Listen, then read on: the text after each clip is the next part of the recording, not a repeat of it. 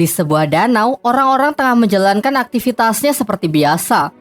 Di sana ada seorang ayah yang mencoba menghibur anaknya dengan melakukan beberapa atraksi renang di danau itu. Ia pun cukup sukses membuat anaknya tertawa gembira. Namun tak lama setelah itu sang ayah tidak lagi nampak di permukaan, yang kemudian diikuti dengan air danau yang seketika berubah warna menjadi merah darah. Sangat tragis, ternyata pria malang itu telah dimangsa oleh siluman danau.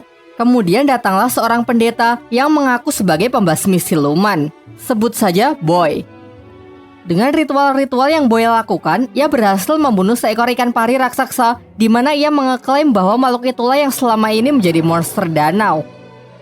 Warga pun dibuat sangat senang karena kini merasa telah aman. Tak lama setelah itu datanglah seorang pemuda bernama Jiang.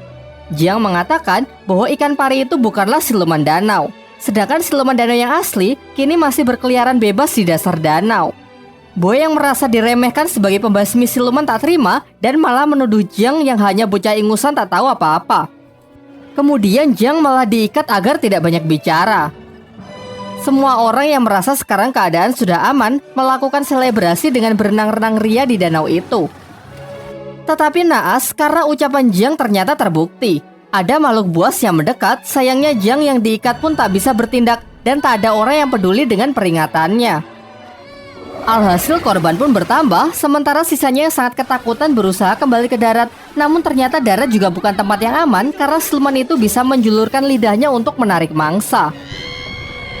Cara terakhir yang bisa Jiang lakukan adalah menyuruh semua orang agar tidak panik dan tetap di tempatnya. Terbukti hal ini cukup efektif, tetapi kemudian seorang anak mengacaukannya karena ketakutan berlari mencari ibunya.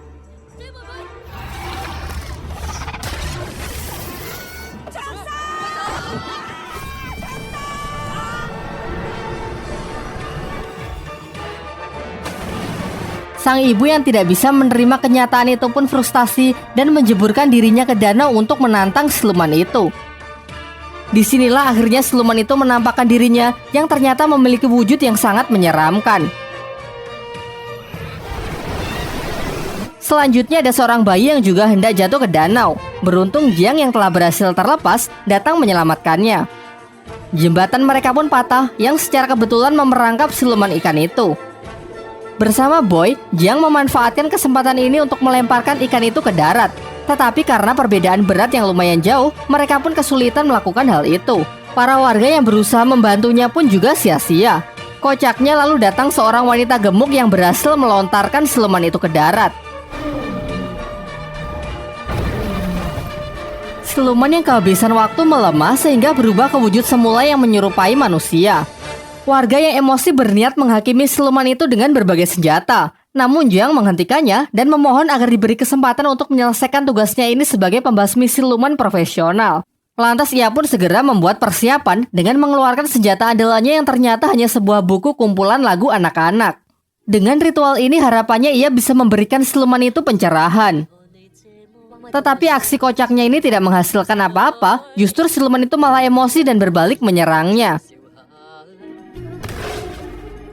Tiba-tiba datanglah seorang pembasmi siluman wanita bernama Duan yang menghentikan siluman itu, menghajarnya dan menyegelnya di sebuah kantong ajaibnya. Lalu ia menemui Jiang untuk memastikan apakah dia juga benar-benar seorang pembasmi siluman.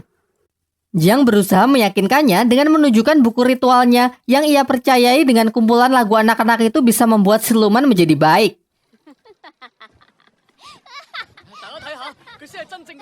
Jiang yang merasa sedih dan kecewa pergi menemui gurunya untuk menceritakan kegagalannya hari ini. Sang guru lalu menjelaskan bahwa siluman sungai yang baru saja ia hadapi dulunya adalah seorang manusia yang baik. Pada suatu hari ia menyelamatkan seorang anak di sungai, tetapi warga salah sangka dengan mengiranya adalah seorang penculik. Lantas mereka pun membunuhnya dan membuang jasadnya ke sungai sebagai makanan ikan. Tumbuh kebencian yang sangat besar di dalam jiwanya sehingga ia berubah menjadi siluman untuk menuntut balas. Di sini Jiang mulai ragu dengan kemanjuran buku lagu anak yang diajarkan oleh gurunya itu. Bukankah lebih efektif jika ia membasmi siluman itu seperti pembasmi siluman yang lain? Sang guru lalu menjawabnya bahwa membunuh bukanlah cara yang baik. Menghilangkan sifat jahat dan memelihara kebaikan adalah cara terbaik yang bisa dilakukan. Lalu ia juga kembali menyemangati Jiang yang terlihat telah frustasi. Di tempat lain, dua orang remaja datang ke sebuah restoran di tengah hutan. Di sana mereka disambut ramah oleh pelayan yang menunjukkan menu makanan, yaitu puluhan daging babi panggang. Sebagai langkah akhir, si pelayan mempertemukan mereka dengan bosnya, seorang pria glowing yang mempesona. Sampai pria itu membuka mulutnya yang ternyata sangat mengerikan. Mencoba melarikan diri, di sana mereka baru sadar kalau ternyata puluhan babi panggang itu perutnya berisi jasad manusia. Beberapa lama setelahnya, Jiang juga mendatangi restoran itu. Di dalam, ia melihat para pengunjung lain yang sangat menikmati makanannya. Namun bagaimanapun juga ia ini adalah seorang pembasmi siluman. Dengan mata batinnya, ia dapat melihat mayat-mayat yang berserakan di tempat itu. Ketika ditunjukkan menu babi panggang, dengan jelas ia melihat perut-perut babi itu dipenuhi oleh daging manusia. Kemudian Jiang memberitahu pelayan itu kalau dia ini adalah pembasmi siluman. Sampai pada akhirnya Jiang mengakhiri sandiwara itu dengan memukulnya. Tetapi nyatanya ia belum cukup kuat untuk bisa mengalahkannya. Beruntung Duang, si pembasmi siluman wanita sebelumnya datang untuk mengambil alih pertarungan. Dengan mudah ia dapat menghajar siluman-siluman itu dengan sangat brutal.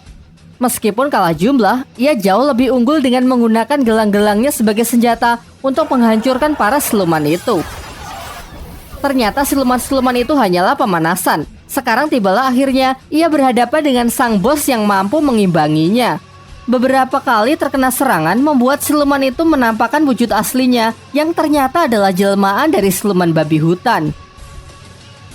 Siluman ini pun tak mau kalah, ia pun mengeluarkan senjata andalannya yang mampu melukai Duan. Begitu ada kesempatan, Duan langsung menyuruh Jiang untuk membantunya dengan mencium siluman babi itu. Awalnya Jiang menolak karena melihat siluman itu memiliki wajah yang sangat mengerikan. Sampai secara tak sengaja ia melakukannya yang membuat siluman babi itu tersedot di dalam dirinya.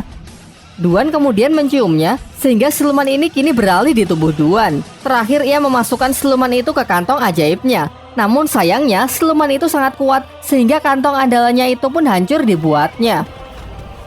Melihat situasi yang semakin mengkhawatirkan, mereka pun kabur meninggalkan tempat itu yang runtuh. Tiba di sebuah sungai yang aman, Duan membuka pakaiannya dan menyuruh Jiang menekan luka di dadanya untuk menghentikan pendarahan. Jiang yang memiliki cita-cita menjadi biksu pada awalnya menolaknya. Namun karena ini mendesak, ia pun dengan terpaksa melakukannya. Namun ternyata Duan memiliki perasaan yang lebih kepada Jiang, sehingga kini ia meminta Jiang untuk menciumnya. Tak ingin khilaf, Jiang pun menolak dan segera meninggalkan tempat itu. Besoknya Jiang kembali menemui gurunya.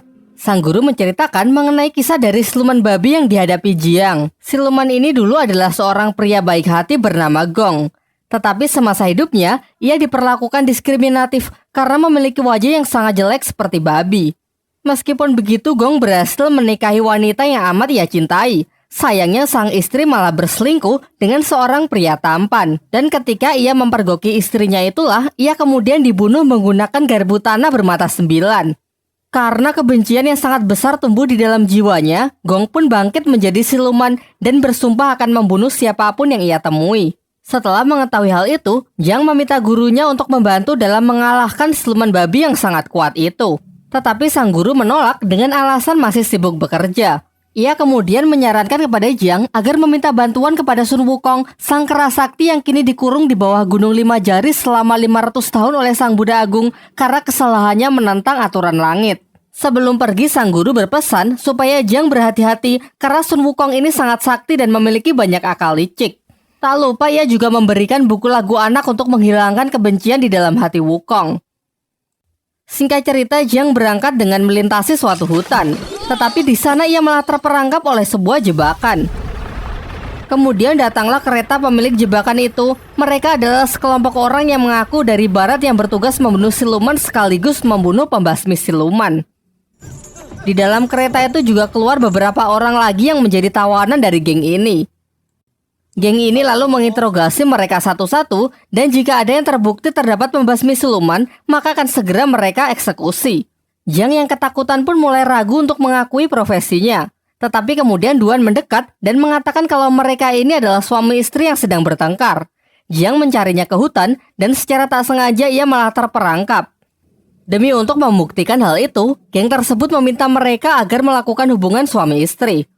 Berbeda dari Duan yang sangat bersemangat, Jiang menolak karena ia adalah seorang biksu.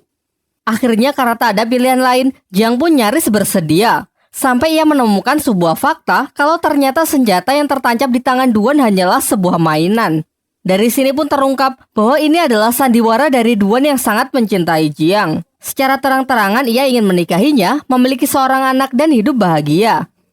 Namun dengan tegas Jiang menolak karena ia menginginkan cinta yang lebih besar, yaitu cinta dari Sang Buddha Agung. Hal ini membuat Duan patah hati, kemudian memukuli Jiang bahkan sampai mengurungnya. Hingga mereka dikejutkan oleh kedatangan Gong si siluman babi yang ingin menghabisi mereka.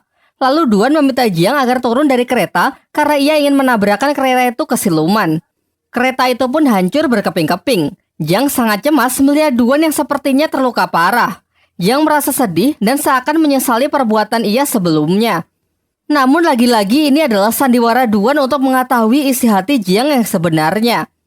Gong yang terpental ternyata tak terluka sedikit pun dan siap melancarkan serangannya lagi. Beruntung datang seorang kesatria tangguh yang memiliki kekuatan hewan buas.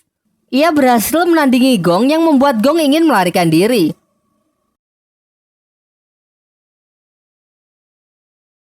Nampaknya mereka berdua ini tidak saling menyukai satu sama lain. Datang lagi kesatria pedang yang menyemarakan perselisihan mereka. Meskipun ketiganya adalah pembasmi siluman yang sangat sakti, tetapi mereka memiliki sikap sombong yang hanya mementingkan popularitas semata. Jiang yang merasa muak berniat pergi melanjutkan perjalanan. Kemudian Duan meminta agar diizinkan menemaninya, tetapi dengan tegas Jiang menolak dan malah menyalahkan Duan karena sudah menghambat perjalanannya. Duan yang merasa emosi merobek-robek buku lagu anak milik Jiang dan kemudian memukulinya. Tetapi itu tak mengubah sedikitpun pendiriannya sehingga ia tetap pergi. Singkat cerita, setelah melalui perjalanan yang lumayan sulit, tibalah Jiang di Gunung Lima Jari. Ia sangat yakin karena di sana terdapat patung Buddha Agung yang seperti dijelaskan oleh gurunya. Lalu dengan susah payah ia pun memanjat tebing yang curam itu hingga tiba di puncak. Suatu tempat indah yang dipenuhi oleh bunga teratai. Dari sekian banyaknya bunga, hanya satu yang memiliki warna berbeda dan dugaannya tepat bahwa ternyata itu adalah tempat di mana Sun Wukong dikurung. Berbeda dengan apa yang digambarkan gurunya, di sini Wukong bersikap sangat ramah kepada Jiang. Ia mengatakan kalau kebencian di dalam hatinya sudah lama hilang dan hanya menyisakan kebaikan dan keindahan. Lalu dengan senang hati ia ingin membantu Jiang dalam menjinakkan siluman babi. Ia menyuruh Jiang untuk mengambil sebuah jimat di tempat itu yang dikenal sebagai mantra api suci. Dengan benda itu, ia dapat menjinakkan siluman babi. Tetapi ternyata Jiang tidak mudah untuk ditipu. Ia menyadari kalau jimat itu adalah sebuah mantra yang digunakan oleh Sang Buddha untuk menyegel Wukong. Seketika sifat Wukong pun berubah 180 derajat yang memperlihatkan sifat aslinya sebagai siluman yang sangat berbahaya. Tetapi sepertinya Wukong memiliki mental illness. Secara paksa, ia mencoba keluar dari tempat itu yang membuat dirinya terkena siksaan cambuk dari kekuatan Sang Buddha. Jiang lalu menasihatinya, jika Wukong bersedia membantunya untuk menjinakkan siluman babi, maka dengan sendirinya kebaikan akan tumbuh di dalam jiwanya sehingga suatu saat ia bisa keluar dari tempat ini. Awalnya Wukong menolak tetapi ia berubah pikiran setelah Jiang memberinya sebuah pisang.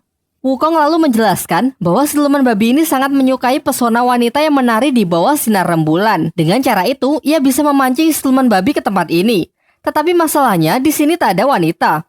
Sampai Duan datang yang ternyata telah mengikuti Jiang karena merasa khawatir. Ya meskipun Jiang masih terlihat kurang senang dengan kedatangannya. Tidak punya pilihan lain, Duan yang tidak bisa menari pun diajari beberapa gerakan oleh Wukong. Singkat cerita, di bawah cahaya rembulan Duan menari sembari diiringi musik oleh Jiang.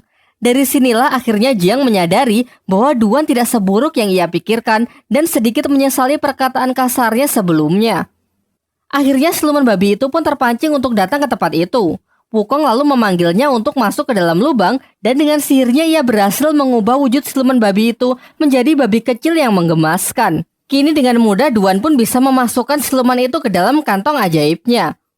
Setelah semua itu usai, Duan kembali mengungkapkan perasaannya kepada Jiang. Ia memberikan cincin kepada Jiang sebagai bukti perasaannya. Namun sayangnya Jiang yang masih berharap menjadi biksu bersikeras menolaknya, bahkan sampai berniat menghancurkan jarinya sendiri. Duan yang merasa sangat patah hati akhirnya pun sadar bahwa cintanya memang bertepuk sebelah tangan dan kini ia tidak akan berharap lagi. Ketika mereka akan berpisah, Wukong mengatakan bahwa sudah lama ia tidak melihat indahnya cahaya rembulan karena terhalang oleh teratai putih. Jiang yang bersimpati mencabut teratai itu, tetapi ternyata itu adalah sebuah segel yang sebenarnya. Alhasil tempat itu pun runtuh dan kini Wukong berhasil terbebas. Ia menampakkan wujud aslinya dan berniat membunuh Jiang. Jiang yang sudah terpojok lalu berdoa kepada Sang Buddha yang membuat Wukong semakin emosi. Ia menyiksanya dengan mencabuti rambut Jiang sehingga membuatnya botak. Tak lama setelah itu datanglah 3 pembasmi siluman yang sebelumnya, yaitu Kesatria Hewan Buas, Kesatria Kaki, dan Kesatria Pedang. Pada awalnya Wukong diremehkan karena perawakannya yang sangat kecil. Mencoba unjuk kebolehan Kesatria Hewan Buas maju terlebih dahulu untuk melancarkan serangannya. Tetapi dengan mudah Wukong dapat mengatasinya dan malah memakan kesatria itu hidup-hidup. Giliran Kesatria Kaki yang menyerangnya menggunakan injakan telapak kaki raksasa. Pada awalnya ia sangat sombong dan yakin dengan kakinya itu dapat mengalahkan Wukong. Namun karena tubuh Wukong yang terlalu keras, kakinya pun malah berlubang. Terakhir Kesatria Pedang membuka kotaknya yang berisi beberapa pedang kecil. Dengan mantra yang ia rapalkan, pedang itu pun berubah menjadi sangat tajam dan langsung melesat ke arah Wukong. Wukong lalu menangkap pedang itu, namun ia malah ikut terlempar ke udara. Kesatria Pedang memanfaatkan kesempatan ini untuk mengeluarkan seluruh pedangnya dan menyerangnya secara bertubi-tubi. Lagi-lagi Wukong lebih unggul dengan bisa menghindari semua serangan itu. Lalu Kesatria menyatukan seluruh pedangnya untuk melancarkan serangan pamungkasnya. Meskipun Wukong gagal menangkisnya menggunakan toya sakti, tetapi dengan tubuhnya yang sangat keras pedang itu pun malah hancur berkeping-keping. Kemudian Wukong mendekat dan langsung membakar para pembasmi siluman itu hingga hancur menjadi debu. Kini tersisa Jiang sendirian yang akan dihabisi oleh Wukong. Tetapi kemudian Duan datang dan langsung menantang Wukong. Sayangnya apa daya level mereka terpaut terlalu jauh. Duan menerima serangan fatal dari Wukong yang membuatnya harus meregang nyawa. Di saat-saat terakhirnya, Duan mengatakan bahwa ia benar-benar tulus mencintai Jiang. Jiang membalasnya dengan mengatakan bahwa sebenarnya ia juga sudah lama jatuh cinta kepada Duan. Terakhir Jiang mengabulkan keinginan yang selalu diminta oleh Duan, yaitu melakukan sebuah ciuman. Di sampingnya, Jiang melihat buku lagu anak-anak miliknya yang ternyata sudah Duan perbaiki. Jiang lalu membacanya dan seketika seluruh lukanya pun sembuh serta ia diselimuti oleh cahaya Sang Buddha. Dengan doa yang ia panjatkan, patung Sang Buddha pun bangkit kembali. Tetapi Wukong yang sangat emosi segera menghancurkan patung itu dengan hanya sekali pukulan.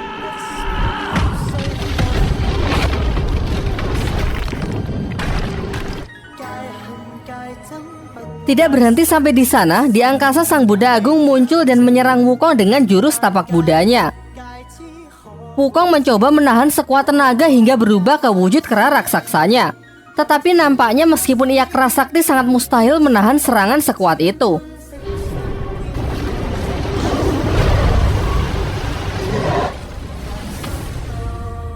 Tiba-tiba Xin beralih ke sebuah padang rumput yang memperlihatkan Wukong sangat trauma dengan apa yang baru saja ia alami. Kemudian Jiang datang untuk menenangkannya sekaligus mengangkatnya sebagai murid. Serta ia memberikan gelang peninggalan Duan yang ia rubah menjadi sebuah mahkota. Singkat cerita, Guru Jiang memberikan sebuah tugas agar Jiang melakukan perjalanan spiritual untuk mengambil kitab suci di wilayah barat demi membebaskan umat manusia dari penderitaan. Namun karena perjalanan itu sangat berbahaya, dipenuhi rintangan dan hambatan sehingga Jiang harus ditemani oleh 3 muridnya, yaitu siluman ikan, Wukong, dan siluman babi. Tamat.